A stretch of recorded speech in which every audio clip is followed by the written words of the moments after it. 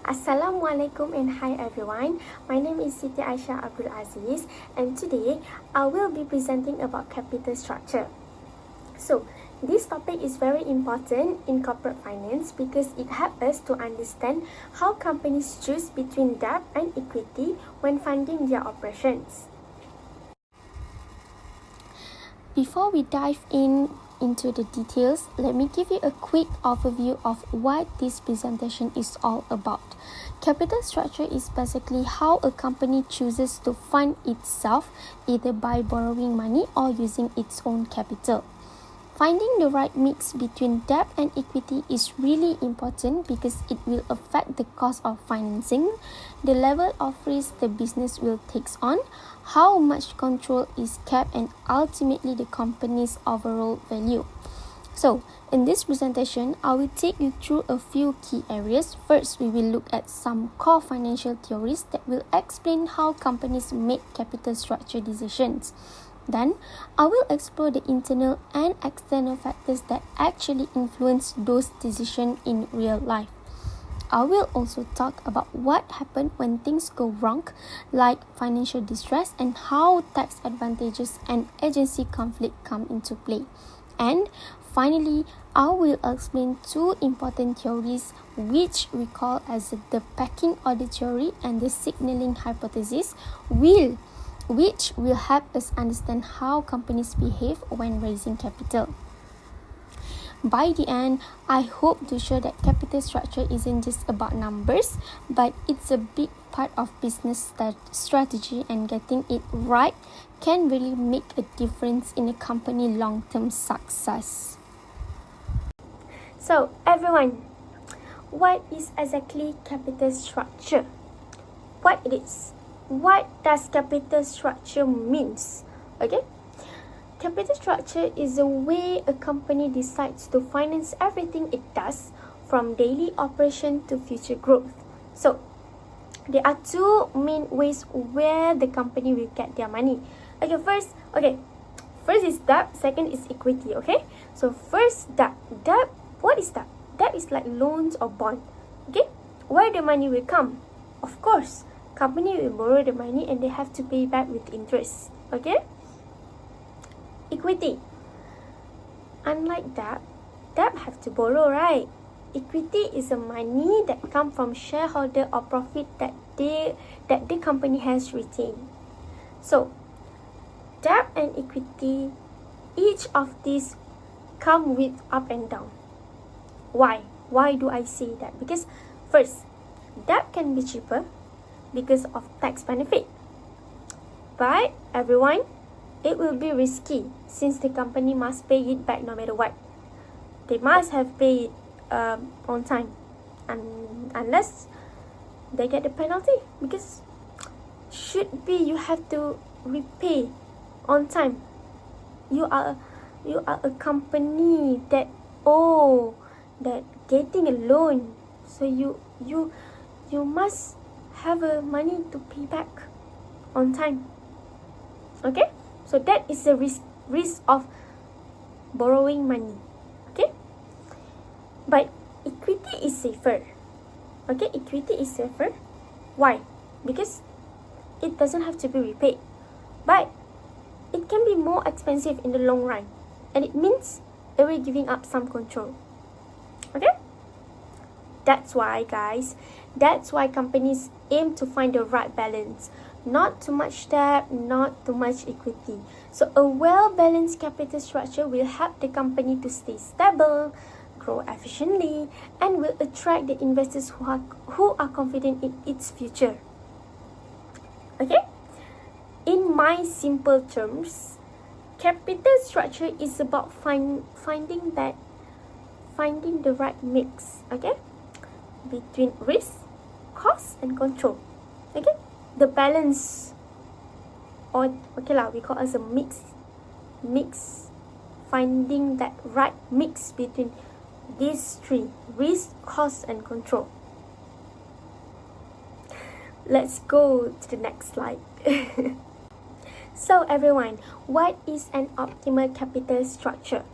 So, it is finding the right balance between debt and equity which means using some debt to improve their returns and save on costs. But everyone, you need to remember that not so much that will put the company in danger. Why do I say that? Debt can be helpful because the interest payment are tax deductible, which will save the money. But if a company borrows too much, it will run into the problem. So I will take a good example, which Trans-Am Corporation. So they had 8 million in asset and no debt. Then they considered borrowing 4 million to buy back half of their shares, which would give them a 50-50 mix of debt and equity. When earnings were strong, the debt helped increase return. But when the earnings dropped, interest payment dragged them down. So their break-even point was around 800,000, means above debt will help, but below that it didn't. Okay, so this example shows that using debt, or what we call leverage, can improve performance, but only if the company has stable, strong earnings. So here the goal isn't maxing out debt. Okay, isn't maxing out debt, but it is to finding a balance that help the business grow without taking on too much risk. So that is what we call optimal structure. So everyone, let's move on to something every company wants to avoid. Why? Even individual also want to avoid these things, which we call as a financial distress. So this happen when a business cannot pay their bills. What bills? Which loan repayments, employee salaries, or supplier invoices. They avoid when they reach this level, which we call financial distress. So it often starts with high fixed costs and falling sales, or from taking on too much debt. So this is one of the causes, or we call as effect, okay, from the financial distress. So, and the impact isn't just financial, okay? Isn't just financial, but it can damage a company reputation, employee morale, and investor confidence. But everyone, there is a good news. So if the signs are caught early, companies can recover by adjusting their spending, restructuring their debt, or changing the strategy. Okay? So that's why a well-balanced capital structure is so important, because it will help the company to prevent the problem before it starts. So, next, one of the reasons companies like to use debt is because of tax savings. Okay? Interest payments on loan are tax deductible because this lowers the company taxable income and boosts profit. But of course, there is a limit. Too much debt increases the risk of financial distress, like we discussed before. So this is where the static trade-off theory will comes. It says companies should borrow just enough to benefit from the tax savings, but not so much that the risks outweigh the reward. So here, the goal is to find a sweet spot where that helps you grow but doesn't drag you down. So this part is about something that happens in almost every company, not only in every company, but actually it happened in our daily life, but in the different situation. Okay, so I call this situation as a conflict between managers and shareholders. Why do I say that? Because sometimes managers make decisions that benefit themselves. Okay, only their self, only benefit, not the owners, not the company, not for the employee, only the managers. Okay, I give you like some example. They like to spend on unnecessary perks or taking on projects that will make them look good but don't really have the business. So this is what we call an agency problem, and it will hurt the company for performance. It will hurt the company image. Okay, so how do we overcome this? How do company overcome this? How? So one way is to keep managers in check is by using debt. Okay, one way to keep managers in check is by using debt.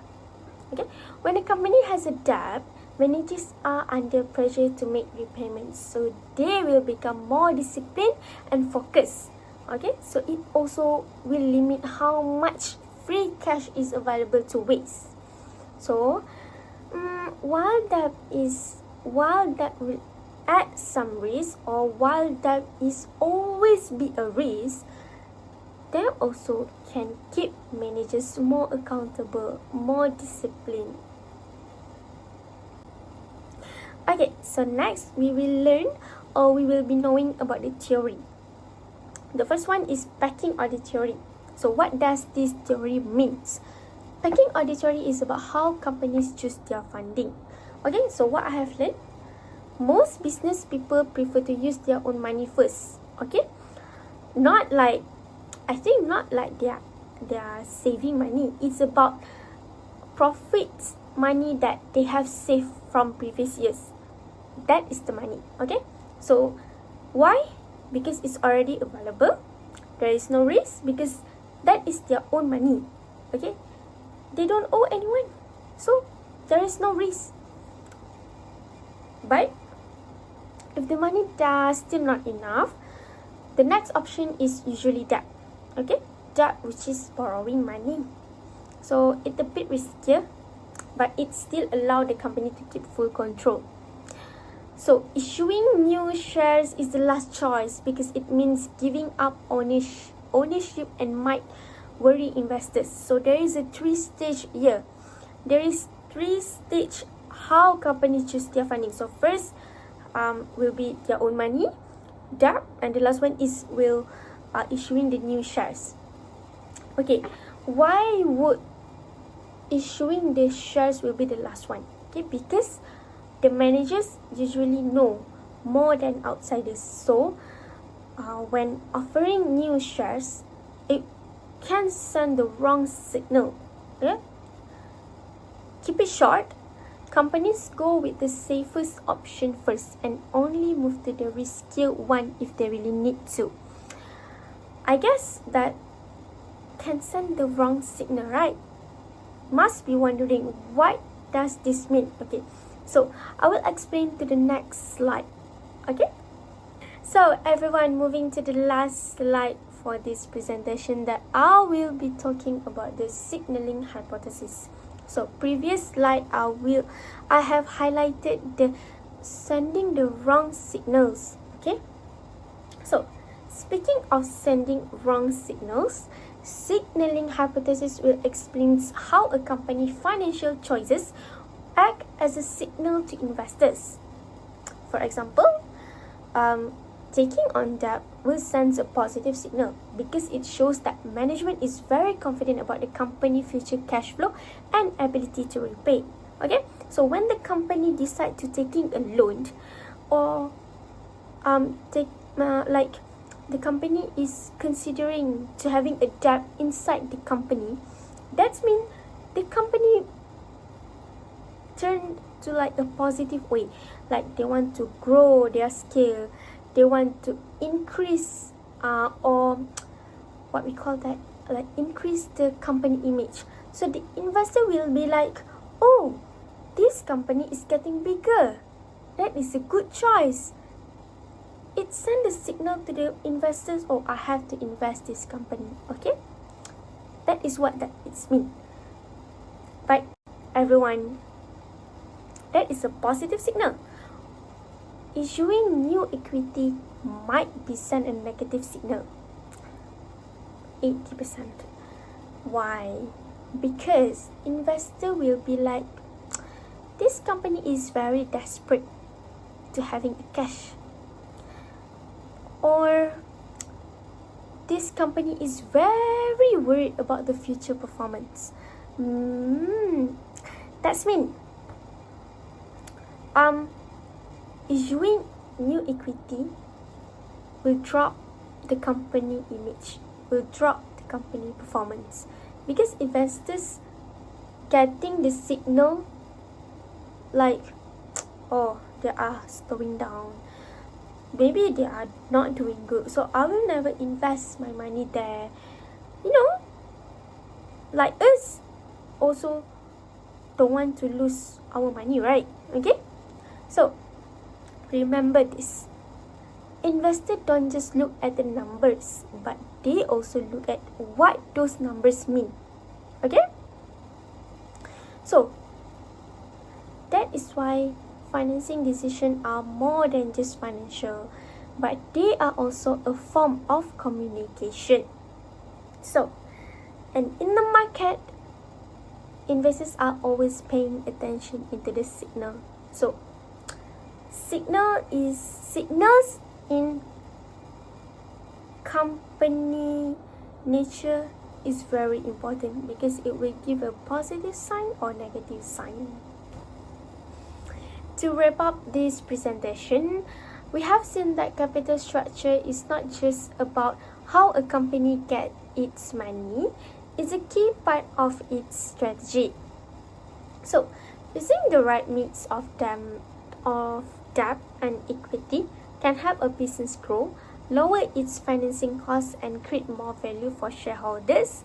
But at the same time, borrowing too much can lead to financial distress, and using too much equity can dilute control and raise costs. So, in this presentation also look at how companies make these decisions based on internal factors like profit and risk, and for external one is like market condition and tax rules. So the theories like the static trade-off, pecking order, signaling hypothesis will help explain the logic behind these choices. In the end, there is no one-size-fits-all answer. The best capital structure is the one that supports growth, keeps risks under control, and fits the company's specific needs. Thank you for listening, and I hope these presentations gave you a clear and useful overview of how capital structure decisions are made. And I'm sorry for my not being good in present, but I hope you enjoy my presentation. Thank you, and Assalamualaikum.